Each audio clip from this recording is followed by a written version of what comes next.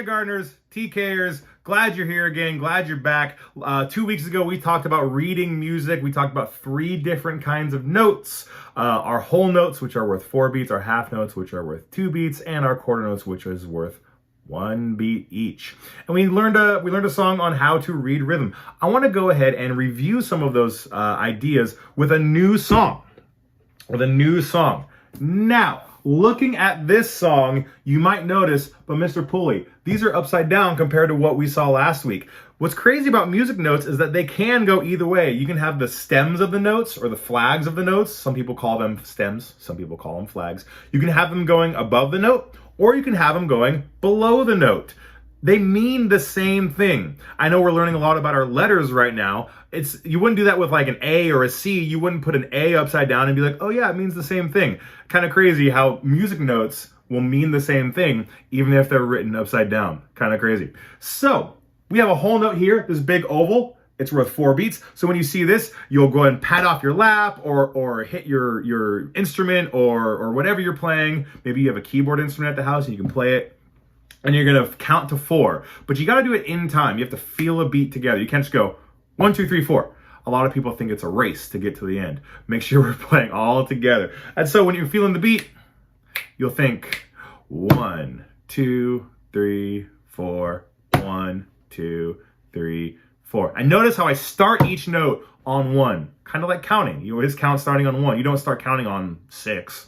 You don't go, when you're playing hide and seek, you don't go 6, 7. That's not fair. Hey, we got a bunch of quarter notes right here. These are all worth 1 each. So every time you feel the beat, you count to 1, and that's it. 1, 1, 1, 1. Easy. Easy peasy. Then we got half notes here. Those are worth 2.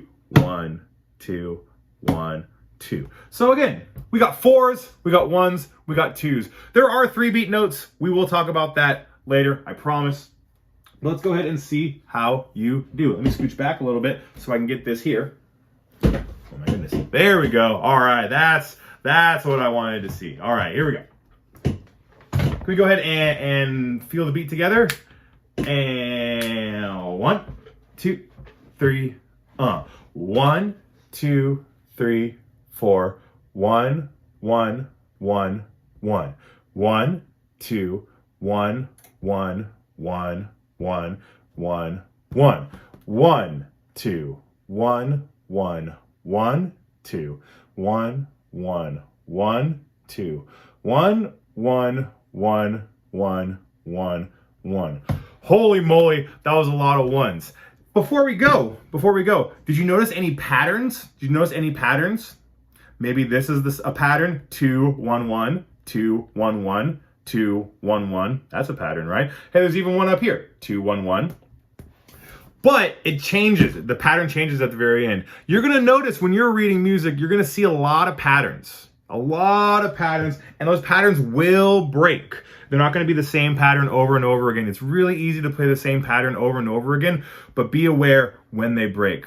Right on. Next week, we're going to get back to singing, but thank you for doing your best reading music. Again, it's like learning a different language, like Spanish, French, German, and this musical language is going to be a part of our classes for the next, depending on how long you're in my music classes, next 9 years. Pretty crazy. Have a great weekend, folks. I'll see you next week.